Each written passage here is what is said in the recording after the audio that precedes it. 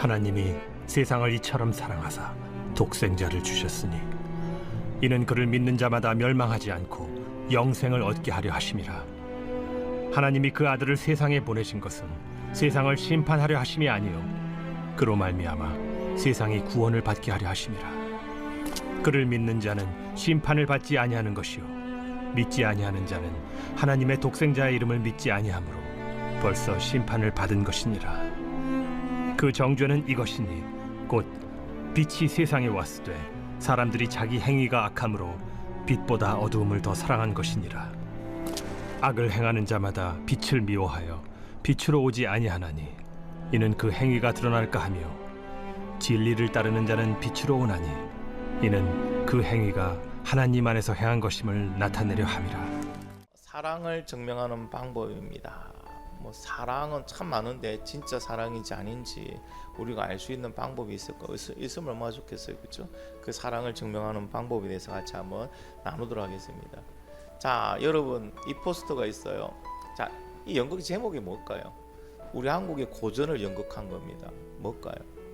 딱 보면 나옵니다. 네? 크게 말씀해 주세요.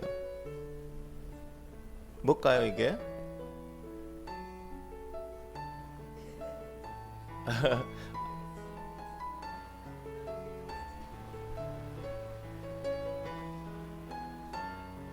이 북이 있고 찍고 있고 왕자 공주가 있는 걸 봐서는 맞아요. 낭랑공주 호동왕자. 네.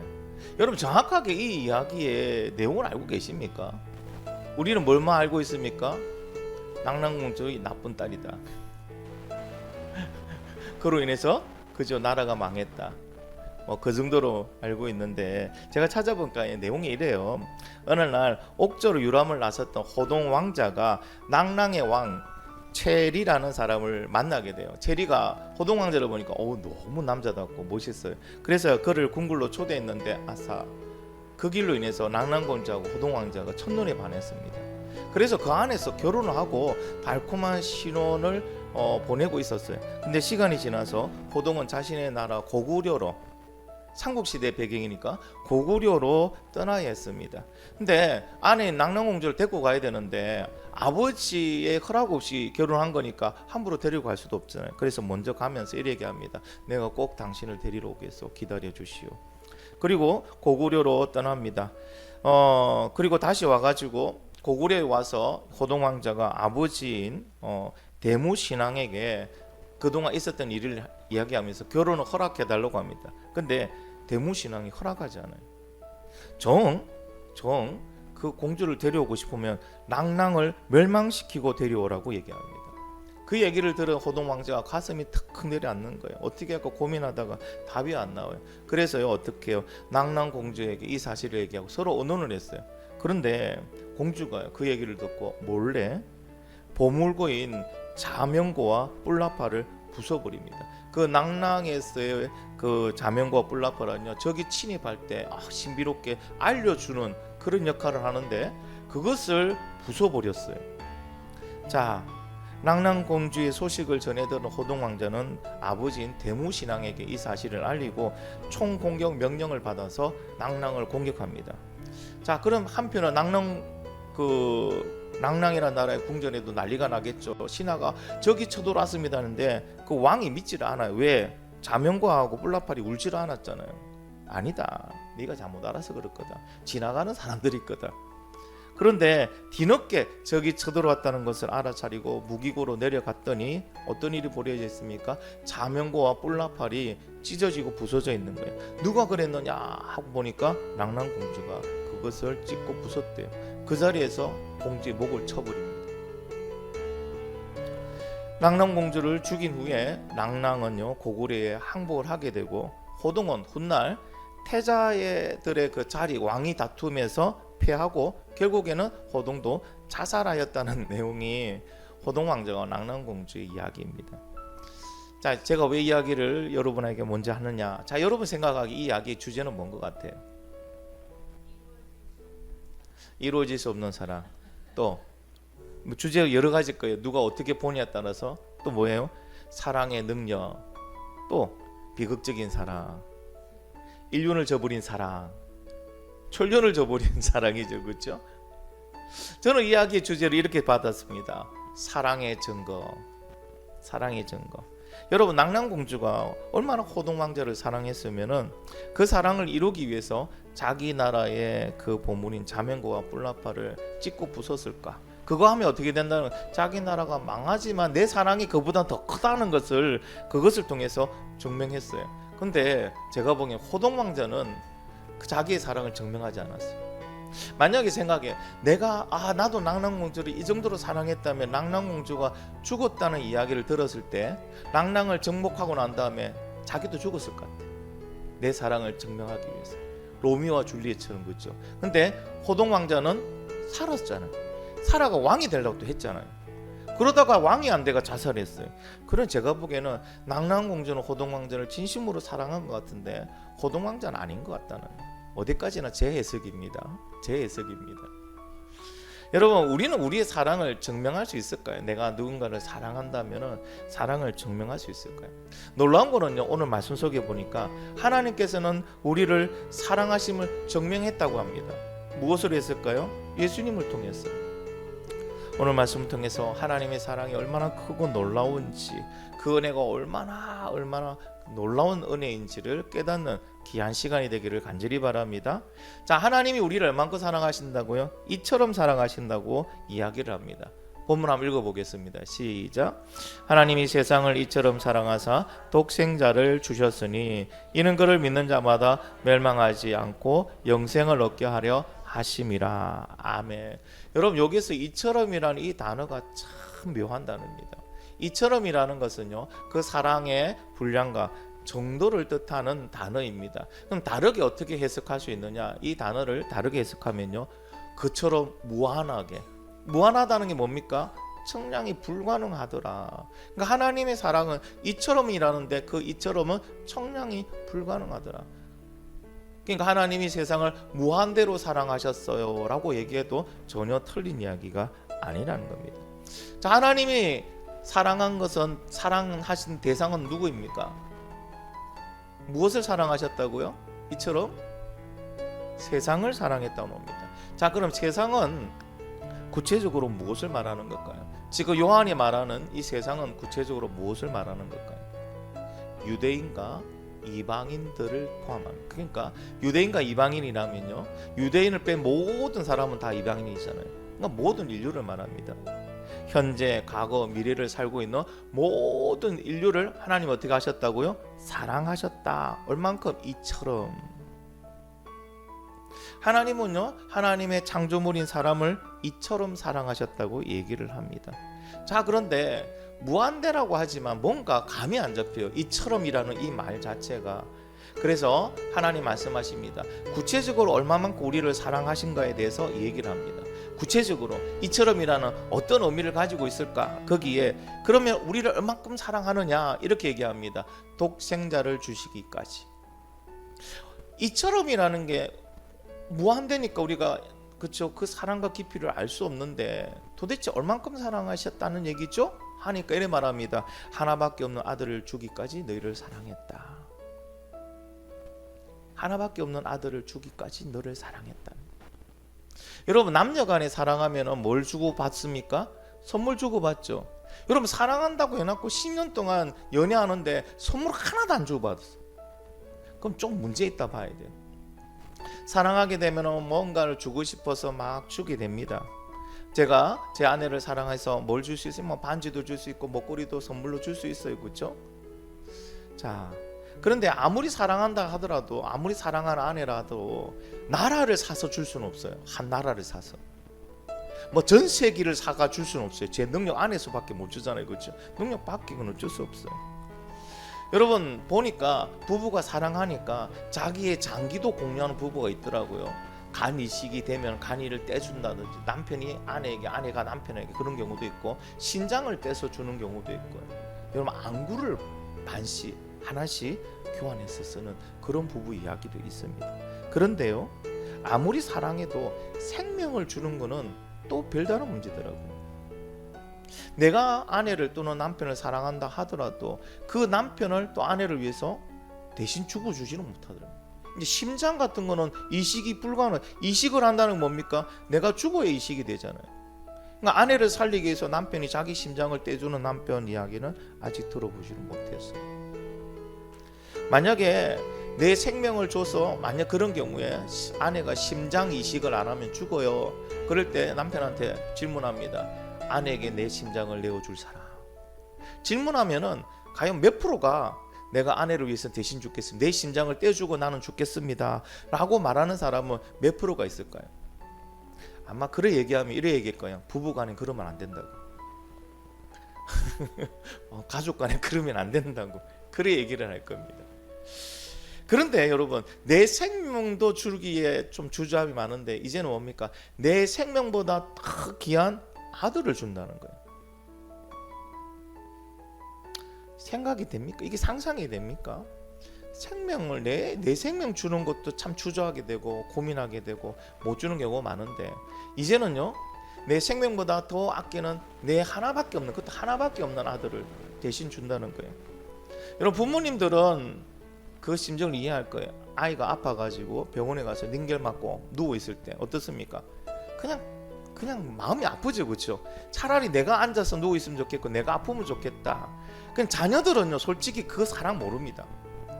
저도 몰랐는데 부모가 되어 보니까 알겠더라고요. 내 애가 잘할 때는 그냥 기쁘다 그 정도인데 내 애가 아프거나 실망하거나 좌절하거나 다치거나 하면요, 내 마음이 너무 쓰린 거예요. 차라리 내가 아프면 아프고 내가 다치면 다쳤지 그걸 보기가 너무 힘들어요. 그게 부모의 사랑이에요. 그런데 하나님은 어떻게 해요? 독생자를 주시기까지 우리를 사랑했다.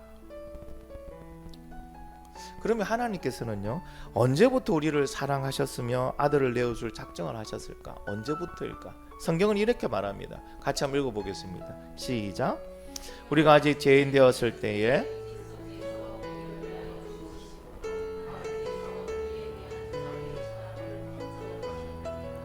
아멘. 언제요? 우리가 아직 죄인 되었을 때. 여러분, 우리가 죄인 되었을 때 우리를 사랑하시고 독생자를 우리에게 주실 생각을, 계획을 작정하셨다는 거예요. 여러분, 말이 안 되죠. 또 의인이면은 살릴 만한 가치가 있어요. 맞죠? 의인이면은 뭔가를 투자할 만한 가치가 있어요. 근데 어떻게 해요? 죄인이에요.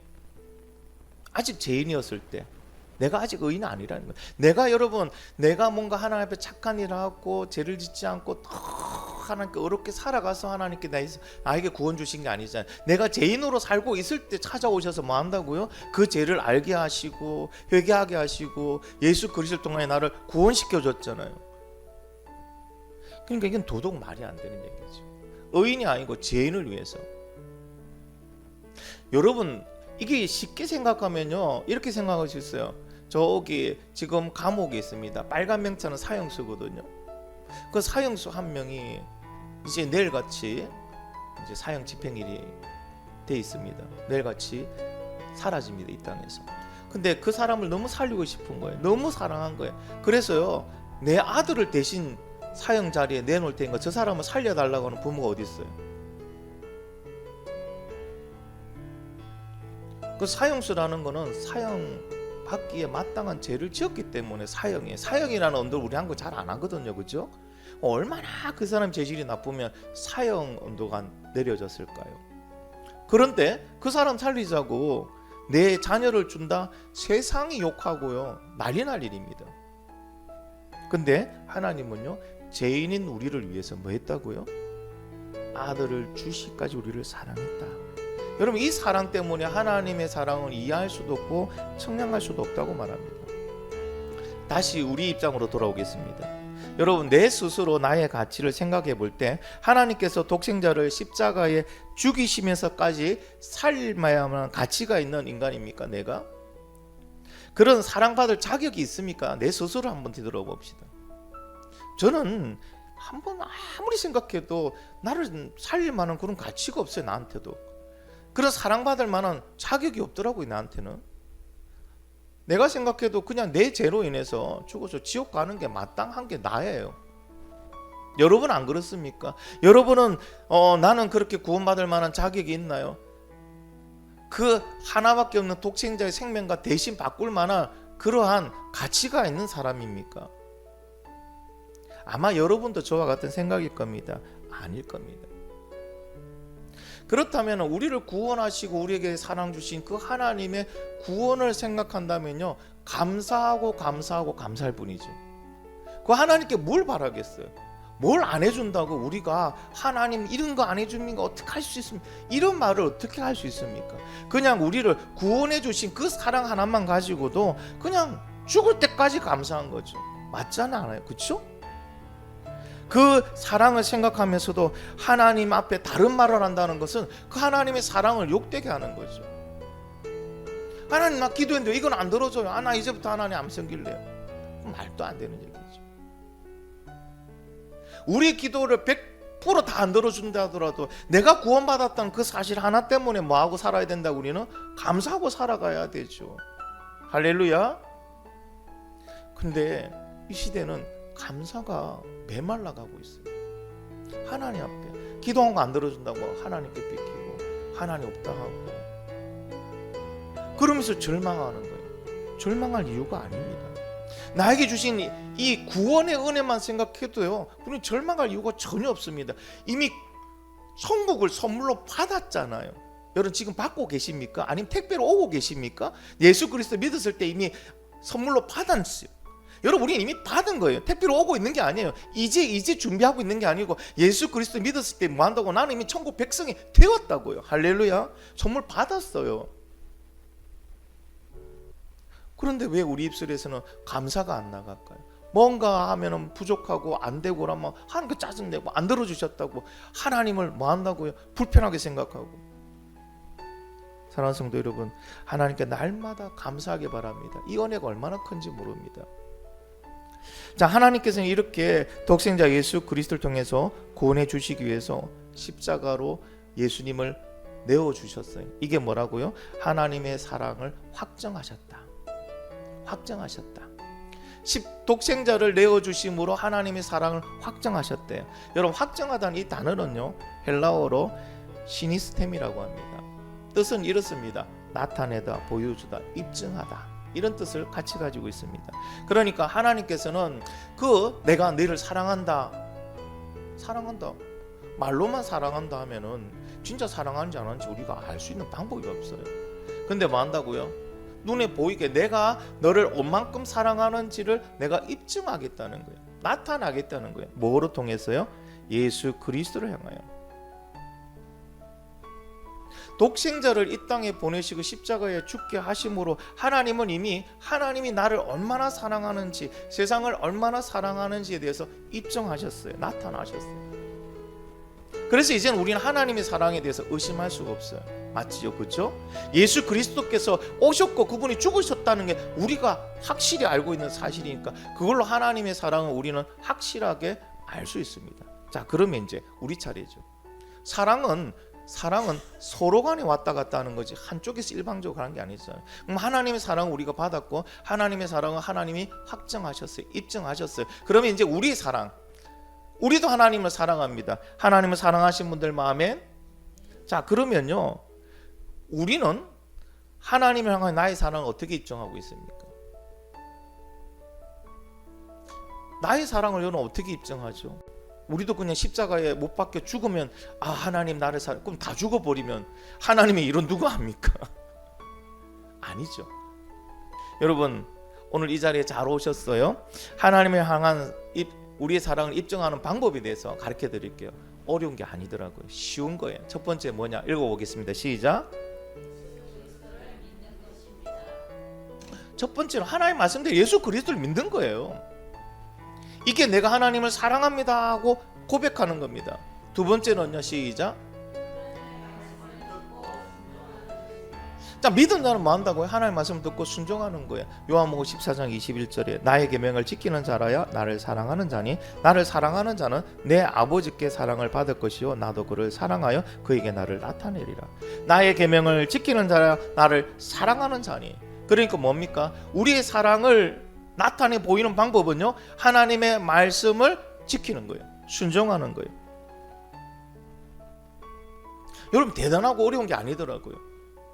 간단하게 이렇게 생각해 보시면 됩니다. 우리가 부모님을 사랑하면, 자녀가 부모님을 사랑하면은 어떤 모습이 봅니까? 그 부모의 말에 자녀는 순종해요.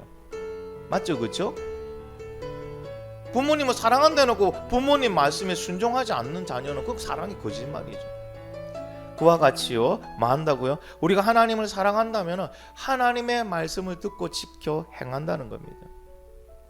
여러분, 하나님을 사랑함을 증명하는 저와 여러분 되기를 간절히 바랍니다. 여러분, 내가 하나님 말씀에 순종하는 모습을 보면서 제가 나를 사랑하는구나 하고 하나님이 그 사랑을 인정해 주시는 거예요. 말로만 주여 사랑합니다, 찬양으로 사랑합니다 나의 하나님, 이거 아무리 불러봐야 하나님은요 그걸 다 인정하지 않습니다. 어떨 때 인정한다고요? 내 말을 지켜 행하는 걸 보고 그가 나를 사랑하는 자녀이구나 하는 것을 인정하신다는 거예요. 그 말씀이 요한복음 14장 21절이에요. 그렇지 않습니까? 아니, 내 남자친구가 내 여자친구가 나를 사랑한다, 만날 때마다 사랑한대요. 그런데 눈깔 사탕 하나 선물로 준 적이 없어요. 그럼 그 사랑을 어떻게 우리가 받아들일 수 있을까요? 사랑한다 안 했고 내가 게토레이 좋아한다고 게토레이 사오라니까 맨날 포카리스만 사와요. 그게 무슨 사랑이라고 우리가 받아들일 수 있습니까? 사랑하게 되면요, 나는 게토레이 별로 안 좋아해요. 그래도요, 사랑하는 사람이 게토레이를 참 좋아하니까 나도 자꾸 먹게 되고 또 주게 되는 거예요. 이게 사랑이에요. 여러분, 요한복음 14장 21절 말씀을 통하여 나의 사랑을 하나님께 나타내는, 그렇죠? 입증해 보이는 그런 저와 여러분 되기를 간절히 바랍니다. 자, 하나님께서요 이 땅에 우리를 이처럼 사랑해서 독생자를 보내주시고 난 다음에 달라진 게 하나 있습니다. 뭐가 달라졌냐고요? 선택지가 없던 우리에게 선택지가 생겼어요. 두 개의 선택지가 생겼어요. 원래는 우리는 선택할 수 없어요. 이미 정해져 버렸어요. 근데 두 개의 선택지를 주십니다. 그런데 놀라운 거는 이 두 개의 선택지 중에 어느 거든 하나는 선택해야 돼요. 뭐 기권도 없고요, 중립도 없습니다. 기권과 중립은요 다른 것으로 정해져 버리는 거예요. 선택 안 하는 게 아니에요. 자, 하나님 말씀 한 번 보겠습니다. 시작.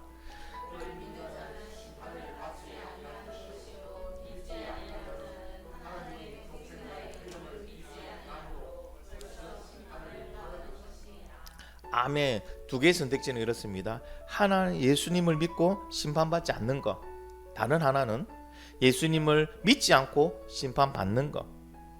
이전에 우리는 어떻습니까? 모든 인간은 다 죄로 인해서, 그렇죠? 죄인이라고 말씀하셨고 그 죄로 인해서 우리는 심판받고 지옥 가는 게 이미 확정돼 있었어요. 정해져 있었어요.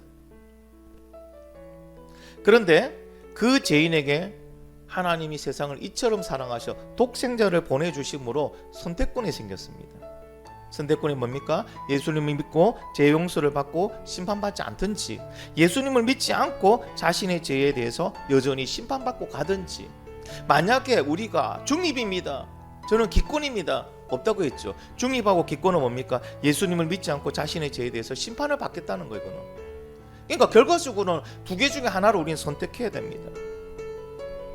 저와 여러분은 다행히도 무엇을 선택하셨습니까? 예수님을 믿고 심판받지 않고 천국 가는 걸 선택했습니다. 그런데 여러분, 의외로 지구상에 많은 사람들은요 예수님을 믿지 않고 심판받겠다는 것을 선택하고 있습니다.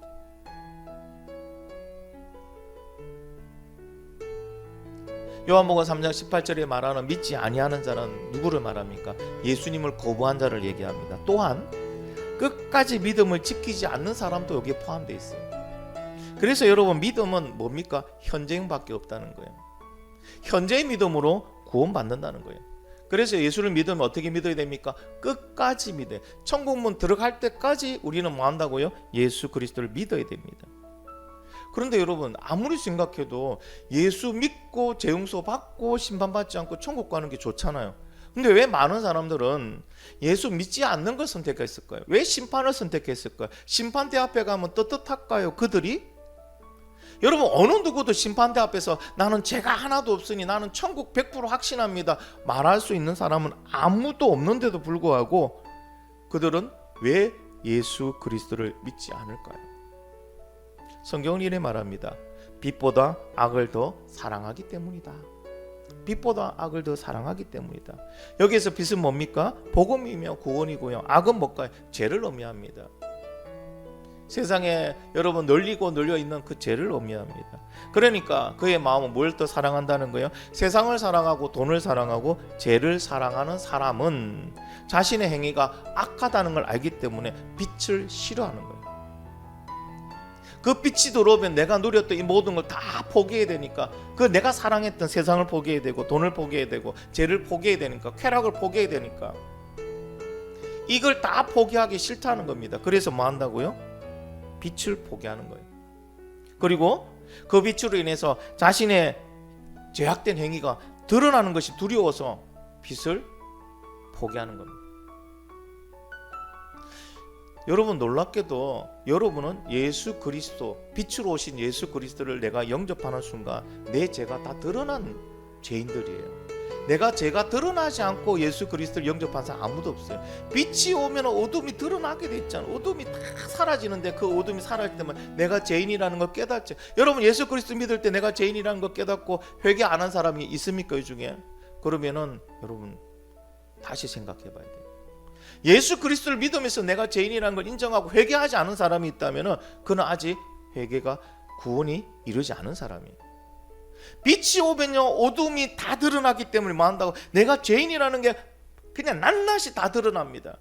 내가 믿으면 믿을수록, 믿음이 더 성장하면 성장할수록 뭐 하게 된다고? 내가 이런 나쁜 죄인이었고 나쁜 놈이었구라는 게 더 드러나는 거예요. 그게 믿음이 좋은 사람이에요. 그래서 뭐 한다고요? 그 죄에 대해서 철저히 회개하고 또 회개하고 또 회개하는 거예요. 내가 죄인이라는 게 그렇게 철저히 드러난 사람은 다른 사람의 죄를 지적 못합니다. 왜? 내가 너무나도 큰 죄인이라는 걸 깨닫기 때문에.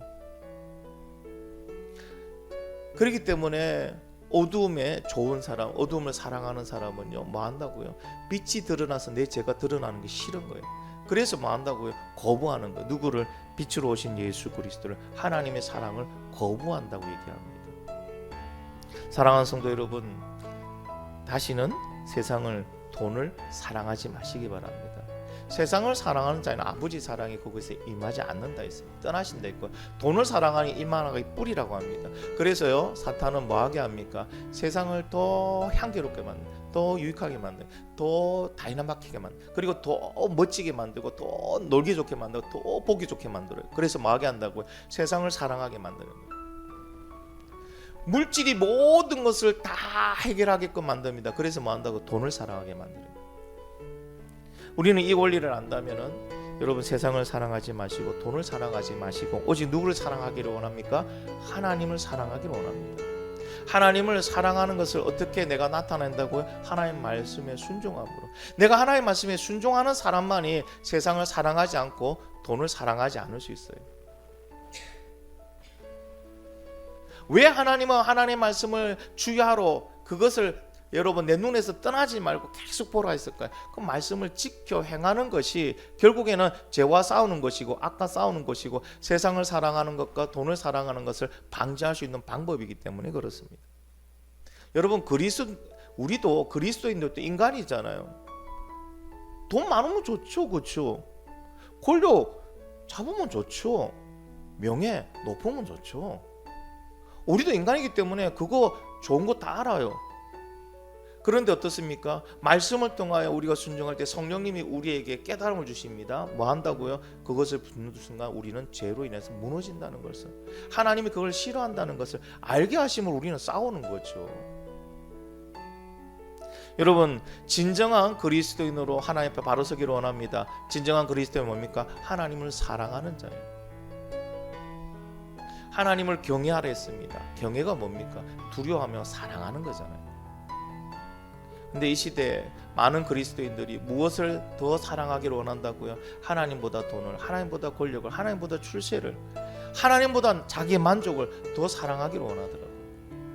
그것에 하나님의 권능이 임하지는 않습니다. 하나님 기쁨이 임하지 않습니다. 하나님 축복과 은혜가 임하지는 않습니다.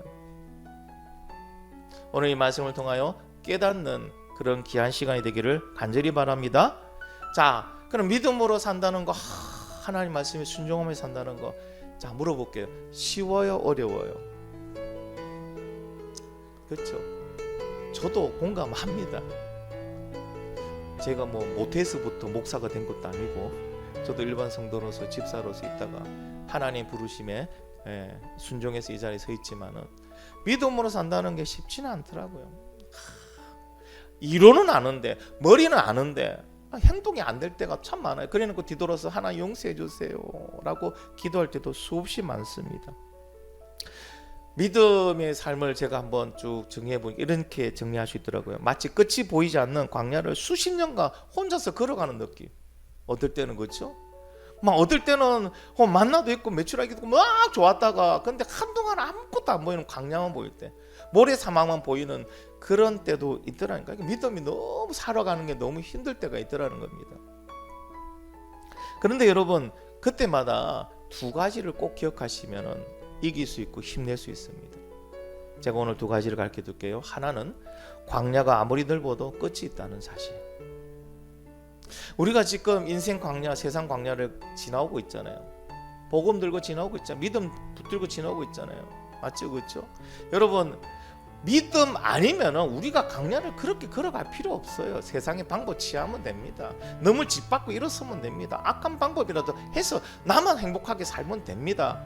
그런데 왜 우리는 그런 거 다 포기하고 광야를 묵묵히 걸어갈까? 하나님이 원하시는 길이니까. 근데 여러분, 그 광야도 끝이 있다는 사실을 기억하십시오. 지금 상황이 어렵고 힘들어도요, 믿음으로 견디기 힘들어도요, 그 상황이 끝이 있다는 사실입니다. 할렐루야. 두 번째로는요, 내가 선물로 받은 천국의 가치를 생각하십시오. 내가 선물로 받은 천국의 가치를 생각해 보세요. 여러분, 출애굽 당시 끝없는 광야를 방황했던 이스라엘에게도요, 40년 후에 광야는 끝났잖아요. 그리고 그들이 소원했던 가나안으로 들어갔습니다. 이처럼요, 믿음은요, 헛된 꿈을 쫓아가는 게 아니고요, 보여지는 것, 그러니까 영으로 보면서, 우리는 육의 눈은 보이지 않지만 영으로 보여지는 그것을 믿고 가는 겁니다. 우리에게 뭐가 있다? 천국이 있잖아요. 여러분, 믿음은 헛된 꿈을 쫓아가는 게 아닙니다. 실제로 이루어짐을 보고 가는 게 믿음이에요. 40년간 여러분 광야를 주기차게 방황했던 이스라엘은 뭘 보고 갔다는 거예요? 믿음으로 가나안을 보고 갔잖아요. 할렐루야. 그리고 그들은 들어갔잖아요. 똑같습니다. 우리의 이 인생 광야, 멀고도 험하고 외롭고 괴롭고, 그렇죠? 처절한 것 같죠? 그래도요, 끝이 나고요, 우리는 믿음으로 봤잖아요. 믿음으로 광야를 본 게 아니죠. 믿음으로 뭐 봤습니까? 이스라엘처럼 가나안을 봤잖아요. 천국을 봤잖아요. 그러니 여러분, 믿음은 실상을 이루는 것입니다. 그리고 그들은요, 40년 동안 광야를 방황하는 데 있어서 굶어 죽은 사람 없죠. 목말라 죽은 사람 없습니다. 신기하게도요, 40년 동안 광야를 다니는데 옷이 헤어지거나 발이 부르트지 않았다고 기록하고 있습니다. 여러분, 이처럼 광야를 우리 혼자 가고 있는 게 아니더라고요. 그들의 눈에는 하나님 보이지 않았습니다. 그러나 그때마다 하나님 필요한 것을 공급해 주셨고 함께하여 주셨더라. 단지 그들이 보지 못했을 뿐이더라. 여러분, 우리가 단지 보지 못하는 분이죠. 외롭고 쓸쓸하고 처절하다 생각하죠. 그 옆에 누가 항상 계셨어요? 하나님이 계셨어요. 하나님이 계셨다니까요. 여러분의 인생 광야에 혼자 아니에요. 하나님이 계십니다. 그걸 어떻게 해야 돼요? 믿음의 눈으로 봐야 돼요. 주님 말씀에 순종하면서 보면요, 보여지는 거예요. 하나님은 언제나 우리를 사랑하고 계시더라. 이처럼 사랑하시잖아요. 독생자를 죽이시기까지 사랑했잖아요. 그 사랑이 광야에서는 뭐 변질됩니까? 그냥 니 혼자 하라고 내버려 두십니까? 아닙니다. 눈동자와 같이 지금도 우리를 지켜 보호하고 계십니다. 할렐루야. 그리고 나 같은 죄인에게 선물로 주신 천국을 생각하면요, 여러분, 그 모래밖에 보이지 않는 끝없는 사막이 펼쳐지는 광야에서도요, 찬양과 감사가 넘친다는 사실이에요. 천국의 가치를 여러분 이 땅에서 무엇으로 매길 수 있습니까? 그렇지 않습니까? 여러분, 저 자갈치 시장에서 한평생을 그 나라에 갖다 놨고 자판 생활하며 생선 팔던 할머니가 꿈을 이루었어요. 뭐냐? 30평짜리 건듯한 아파트 분양을 얻었어요. 자, 이제 내일 모레면 그 아파트로 들어가요. 근데 오늘 자판하는데 너무 추워. 장사도 안 돼. 그렇다고 이분이 인생을 비관하면서 거기에서 신세한탄하고 있을까요? 아니요. 내가 들어갈 뭡니까? 분양한 아파트를 보며 기뻐합니다. 오히려 손님 없고 추워서 손발은 얼어가면서도 뭐한다? 콧노래 부릅니다. 왜? 내가 들어가야 될 그 집이 바로 눈앞에 있으니까. 여러분, 이 땅에 광야 같은 세상을 살아가는 동안 힘들죠. 어렵죠. 그런데 뭐 한다고요? 천국의 가치를 깨달아 알면요, 그 천국 보면서 다 이길 수 있다라는 겁니다. 할렐루야. 여러분, 천국의 가치를 정확하게 깨달으면요, 내가 아파도 천국을 생각하면요, 아픔을 이기게 되더라는 거예요. 천국의 가치를 정확하게 깨달으면요, 실패하고 좌절해도 나에게 주신 천국을 생각하면 새 힘이 쏟더라는 겁니다. 천국의 가치를 정확하게 깨닫고 있으면요, 마음이 슬프고 분해도 천국만 생각하면 그냥 기쁨이 넘치더라는 겁니다. 할렐루야. 그래서 여러분, 천국 백성인 우리가 이 땅에서 살아갈 수 있는 거예요. 그리스도인으로 충분히 살아갈 수 있는 거예요. 다니엘, 그리고 다니엘의 세 친구들, 사자굴 앞에서도 풀무불 앞에서도 왜 그들은 당당하게 갈 수 있습니까? 천국이 있으니까요. 천국의 확신이 있으니까요. 그들은 거기서 죽어도 천국이잖아. 죽으면 천국인데 뭘 그렇게 겁을 내겠습니까? 그게 무슨 타협을 하겠습니까? 사랑하는 성도 여러분, 우리에게 뭐가 있다고요? 천국이 선물로 주어졌습니다. 할렐루야. 천국을 생각하세요. 그러면요, 불평이 나오다가 속 들어가고요, 아픔 나 이제 죽겠다 생각돼도 천국만 생각하면요, 그 안에서 힘이 쏟습니다. 근데 우리는요, 천국 백성이면서도 천국을 잃어버린 백성이에요. 천국을 잊고 있더라는 거예요. 당장 아프면요, 죽을 것 같아. 거기에만 정신 팔려. 죽을 것 같아. 못 살 것 같아요. 우리가 선물로 받은 천국 생각하면요, 그 가운데서 감사가 나옵니다. 주님, 이 상태로 나를 데리고 가셔도 난 천국 가니까 너무 감사하잖아요. 천국을 우리에게 주신 분이 무엇을 아껴서 안 주시겠어요? 맞잖아요, 그렇죠? 그 아들을 우리에게 주신 분이 무엇을 아낀다고 우리에게 안 주시겠어요? 그러니 믿음에 용기가 생기는 거예요. 오늘도 이 말씀이 깨달아지고 나의 말씀이 되기를 간절히 바랍니다. 광야에서도 끝이 있다는 사실과 내가 선물로 받은 천국의 가치를 생각하면서 끝까지 믿음을 지키고 하나님을 향한 나의 사랑을 순종으로 증명하면서 나타내면서 오늘도 믿음으로 살아가는 저와 여러분이 되시기를 예수 그리스도의 이름으로 축원합니다. 아멘. 기도하겠습니다. 우리 같이 한번 기도하기 원합니다.